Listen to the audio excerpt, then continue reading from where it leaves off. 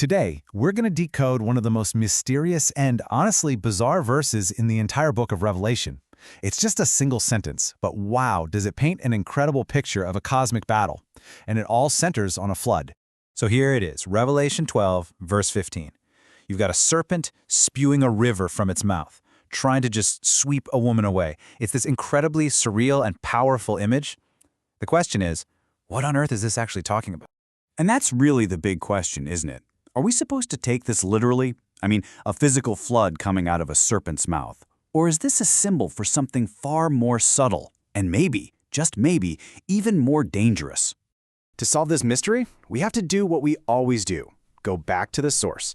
We're going to play detective and look at the original Greek text, because believe me, the clues are hidden right there in the specific words the author chose. Okay, so here's the verse broken down, word for word from the Greek. You can see all the elements, and cast the serpent out of his mouth, water as a river. But the part I really want you to focus on is that last bit, the whole purpose of the attack, to make her river carried. All right, clue number 1. The verb for cast out is ebilan.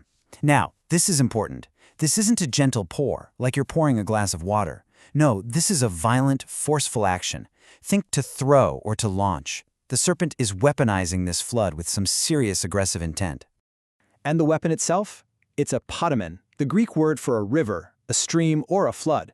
So we have this massive body of water being thrown violently. But here's the real kicker. The biggest clue isn't the flood itself, it's what the flood is supposed to do. And that brings us to the key. The entire point of this attack, the whole reason for this flood, is summed up in one incredibly specific and really rare Greek word.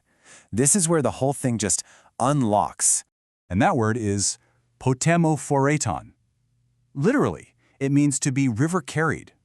You know, this isn't a word you'd see every day in ancient Greek. It's poetic. It's powerful. It gives you this sense of being completely overwhelmed, swept right off your feet, and just carried away helplessly by a raging torrent. So keeping that intense imagery in your head, let's pivot. Let's ask ourselves, if this isn't a literal flood of water, what kind of overwhelming torrent can actually come from a mouth? And this is where it all clicks. The literal image of a river of water coming from a mouth becomes a powerful symbol for a flood of lies, false doctrines, and spiritual deception. You see? The source is the same, the mouth, but the substance isn't water, it's deception. Now, this is absolutely crucial to understand. The context tells us the serpent has been cast down. Its power is limited. So what's its primary weapon now? It's not physical force anymore. It's the mouth. This flood is a spiritual onslaught of propaganda, of false teachings, all designed to just drown out the truth. And you know what? This whole idea of a flood being a symbol for an overwhelming attack, it isn't something new that just pops up in Revelation. This metaphor is actually woven all throughout other ancient scriptures, which gives this interpretation a ton of weight. You see this pattern again and again. In Isaiah, the enemy comes in like a flood. In the Psalms, you hear this cry about being overwhelmed by the proud waters. And think about the New Testament warning against being tossed to and fro by every wind of doctrine. The pattern is so clear. Overwhelming water is often a symbol for a destructive force, especially when it's about deception.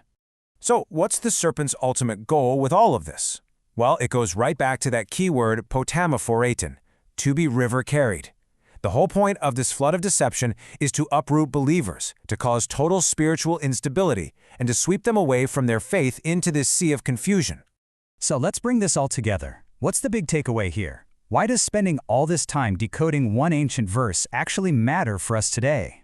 Well, because it completely reframes the nature of the spiritual conflict it's describing.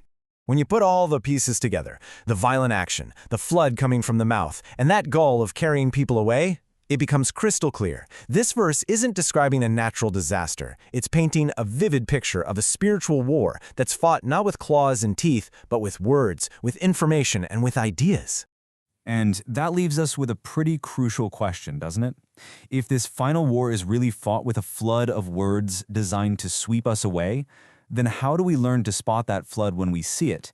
And maybe even more importantly, how do we build a foundation strong enough to actually withstand it?